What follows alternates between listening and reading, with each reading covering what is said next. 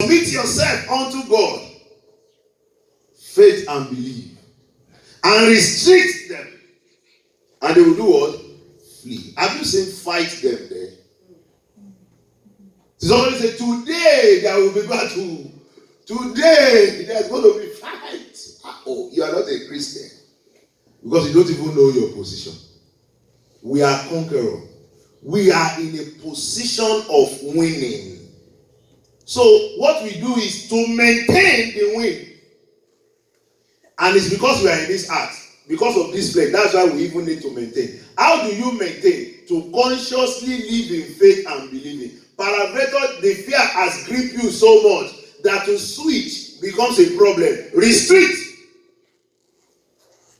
And said, you are not meant for me. This is who I am. This is who you are. I am in this place. You are restricted because you have allowed the fear to overcome you. But if you are still very much in conscious, you don't even need to restrict. You just need to be conscious again in confidence.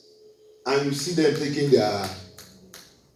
You see a counter call. Don't come again. We are sorry, it was a miss. They said you must come tomorrow. If you don't come tomorrow, you are going to lose that thing. And you switch immediately. And another call and say, "Don't, sorry, it's not your own. It was another person who are supposed to call." It's a switch. But in case that the fear has grabbed you so much, you can resist. So we are in a position of winning, not a position of battle. Battle comes out of fear. Only fear people goes to battle. Your heart reflects the value of your life. Matthew 6:21. It's critical. For where your treasure is, that's where your heart will be. Of course, the things we are saying now will not make sense to any man who does not treasure the things of God. If you do not treasure the things of God, there is no way that things we are saying now will make sense to you. But only those that treasure the things of God and believe that the things of God supersede the things of this earth, and where we are now is a function of the spiritual status that we have. Then that's why the man begins to value. I just look at people. Let me just say this, because sometimes it's only this platform that will say things. A few days ago, I have this friend that I know that life is not balanced for him, right? It's obvious that there is a lot of mix-up. And there is no way life can treat you that way. It's because there are things you are missing in understanding about life.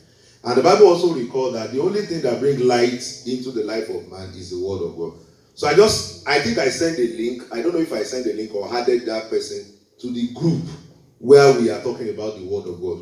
Believing that at least when the light of God comes, if there is any dark thing in the life of that person, it will flee. So after a while, I see that the guy joined. And after some time, he left. But because many people leave, I don't care about that because it's about, but because this is somebody I like so much and I really wish the person well, and I deliberately send the link for the person to add so that even if you don't need to be there with us, maybe later when you are just going through it, God can use it to help you and channel your life, right? So the guy left, but I was so, because this was somebody I really care for, so I had to send to you. I said, "Oh God, did you change your religion? What's going on?" So he said no. My phone is not good, but I just feel that I don't have a phone to follow that kind of a thing, and I have to be realistic. So I said, "Thank you, sir," or "Okay, sir." But deep inside me, I said, "This is the person you care for. He will send you money tomorrow, you quickly send. You will say you need this, you will go out of your way to send him money. And I want to give him what will make him to be sending money to people too." So they like to receive fish. They never want to know how to get fish. What made me who I am was the word that built me from the scratch. I've not gone to Harvard, and I was not born with a silver spoon. Along in my life, early enough, I understand the position of God over all things. So I look at him and say, "You see, these are the problem." He has not gone to the level where he realized that there is something that breaks one from the chain of life. When you don't know some things, you will think the one you know, you think you have known. And the result of what you know is for it to work for you. So I said, you see? So tomorrow when he said he need money now, you go out of your way again to send money. That will not happen. Because what will make him to be sending money is what I sent to him and rejected. He liked to eat fish. but he doesn't want to know how to kill fish. He said he doesn't have a phone, but the word that I actually saw there was that because you really don't understand the magnitude of it. That's the reason why, like somebody will tell you that he doesn't have data. But if the prophet said go and get 500,000 so that we can kill a fowl and a hen, he will get it. He said he just want to be realistic. But something told me he want to be sleeping well because the time it will be affecting his sleep. That's life for you. At times you think people think deeper than what you expect, but it's not. And that's already have been the obstacle of life. So your heart is your heart. Luke 6:45. A good person out of good treasure of his heart produces good, and the evil person out of the evil person of the heart produces abundance of the heart. Right? We have talked about this, that what is in you determines what you do. Right? What is in you is what determines what you do. David knew about your heart is you. We have treated this earlier, but it's good. Psalm 51:10, he said, create in me a clean heart, O God, and renew the right spirit within me. I'm proving to you that David understands salvation before time, right? They understand because the promise of salvation that we're enjoying now is all over the Bible from Genesis. God has been promising, a time is come, a time is coming, a time is come. So they knew and understand it. So David was saying, create in me a new heart and renew the right spirit within me. He was literally talking about salvation here. We said your heart is God's target. Isaiah 36:26, which we have done before in our vision, I've explained. God and evil is from the good and evil is from the heart. I think we treated that the last 3 slides. That the Lord saw that the wickedness of man was great in the heart, and that every intention of the thought of his heart was only evil continually. Right? So these were the reason why salvation came at the fullness of time. We said we are defiled from the heart. Matthew 7:21-23. Jesus explained that for from within, out of the heart of man comes evil thought and sexual immorality, theft, murder, adultery, coveting, wickedness, deceit, sensuality, envy, slander, pride, foolishness. All these evil things come from within and they defile a person, right? So what defiles a man comes from within. It doesn't come from outside. It is from within. And when you renew your mind like this, things like this, they will not take hold over you. But when you don't renew your mind with words like this, gradually you will think you are in charge. But before you know it, those things begin to manifest. So what defiles a man comes from within. Only God word can penetrate the heart, right? That's what I've just explained. Even for today, he said, for the word of the Lord is living, active, sharper than any two-edged sword, piercing to the division of soul and the spirit, joint and marrow, and discerning the thought and the intention of man. We speak from the heart. Matthew 12:34. You brood of vipers, how can you speak good and evil? I think we treated that also. Psalm 119. David said, I have stored up your word in my heart that I might not sin against you. Right? So it's critical for us to know that our heart determines our action. He said we seek and trust with our heart. 119, I think we have treated this also. Let's quickly check this within the next 30 minutes or 45 minutes. I don't think it should be up to 45 minutes before we close. So today we want to look at your heart is your altar. I know the slide is short, that's why I took my time for all the recap. We want to look at your heart is your altar. And I want to start by saying, what is an altar? I checked through the dictionary and I discovered that an altar is used as a focus of religious sacrifice. So, an altar is where sacrifice and offering is being made unto the deity.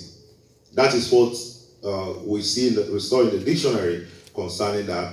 But I said, an altar is a place of sacrifice. An altar is a place of worship. An altar is a place of consecration. Right? I repeat. An altar is a place of sacrifice. An altar is a place of worship. An altar is a place of consecration. Genesis 8:20. He said, then Noah built an altar to the Lord and took some of every clean animal and some of every clean bird and offered burnt offering on the altar. The purpose of this scripture is to clarify that an altar is a place of sacrifice where offering is offered unto God. We have another example, Exodus chapter 17, verse 15. We said, and Moses built an altar and called the name of it, the Lord is my banner. What are we saying? An altar is a place of sacrifice. An altar is a place of worship. An altar is a place of consecration. So what is now sacrifice? Sacrifice means offering, right? Sacrifice means offering. That's the best we could describe it. That sacrifices means offering. That is when you offer offering unto the Lord. And there's something that is so critical that I want you to know, that what does sacrifice does to an altar? Sacrifice strengthens an altar, and sacrifices consecrate an altar. We are looking at your heart is your altar, and I said, what is an altar? An altar is a place of sacrifice. An altar is a place of worship. An altar is a place of consecration.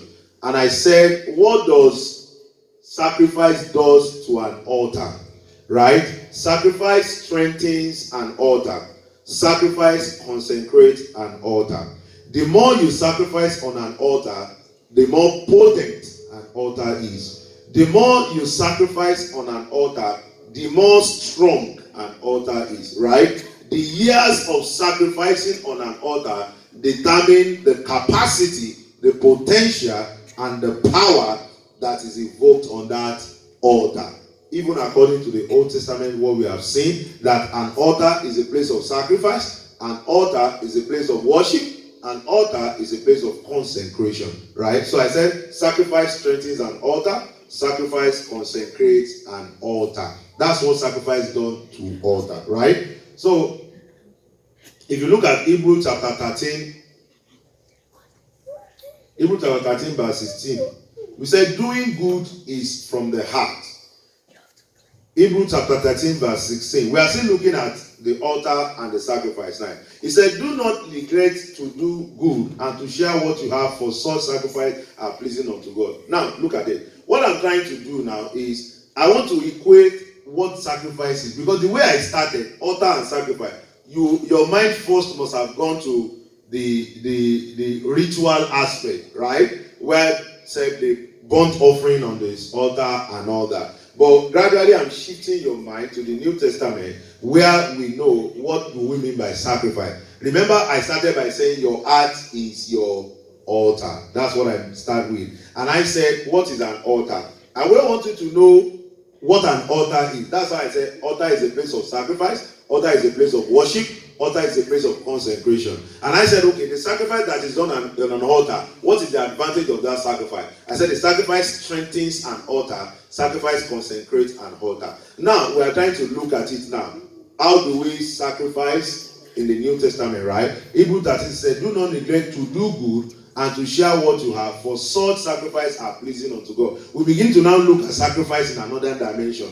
That, okay, how do we sacrifice unto God? This is what this means, right? So that we said doing good is from the heart. So before you can do good as sacrifice unto God, it has to come from inside of you. If you look at the teachings we had before, we said out of the abundance of the heart the mouth speaketh. He said out of the good heart a man does good, out of the bad heart a man does bad. Right? Are you getting it now? So now, if we say sacrifice, we sacrifice on an altar, right? How do you now sacrifice unto God? If the Bible says doing good is sacrifice, right? So we said doing good comes from the heart. That's what I'm saying. So that means that sacrifice is from the heart. I don't know if you get what I'm saying, right? So we're trying to equate the sacrifice and the altar, putting the picture at the back of your mind that your heart is your altar, right? So we look at the next thing. Out of the abundance of the heart, Hebrews 13:15, he said, through him let us continually offer up a sacrifice of what?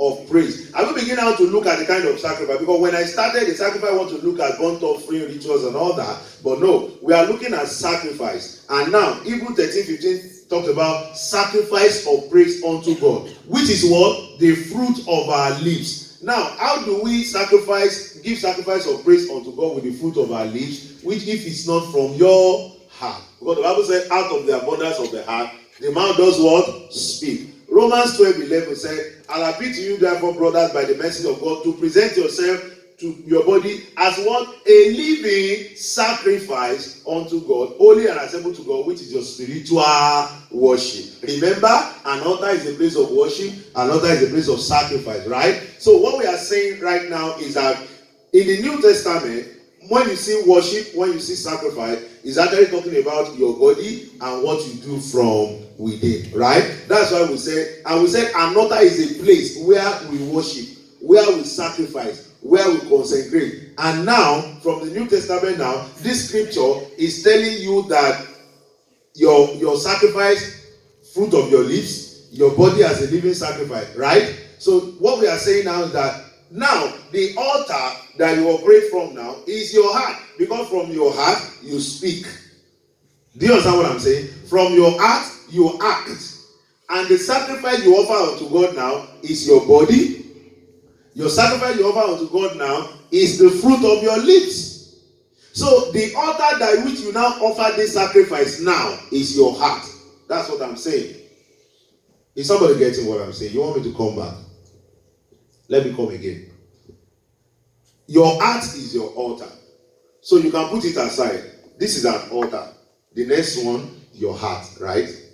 And I just put a general clarification of what an altar is. That on altar, what we do on altar is we worship, we sacrifice, and we consecrate, right?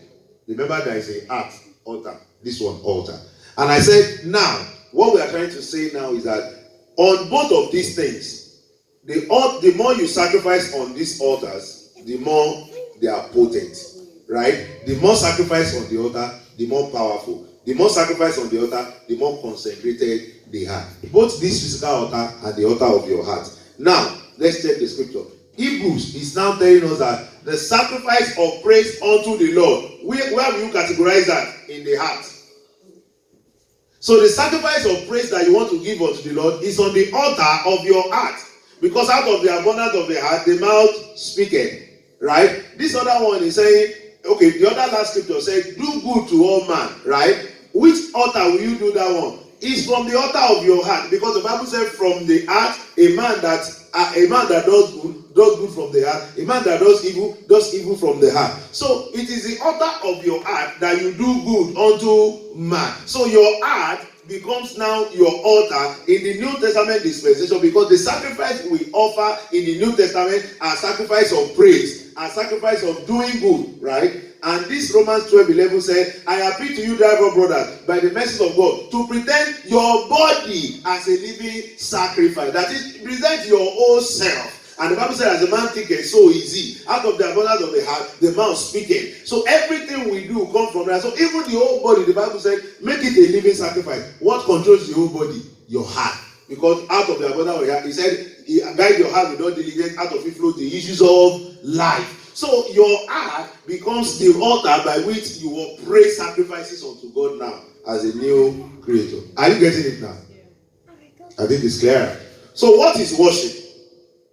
Worship is a feeling of expression, of reverence and adoration of a deity, right? What this means is, when we say we worship, is we reverence God, we adore God, right? It's honor with religious right. That's what we know it to be. So what you worship, I said, is what dominates and rule your life. Because worship is what you revere, what you respect, what you give absolute honor to. So I said, what you worship is what dominates your heart, is what rules your life.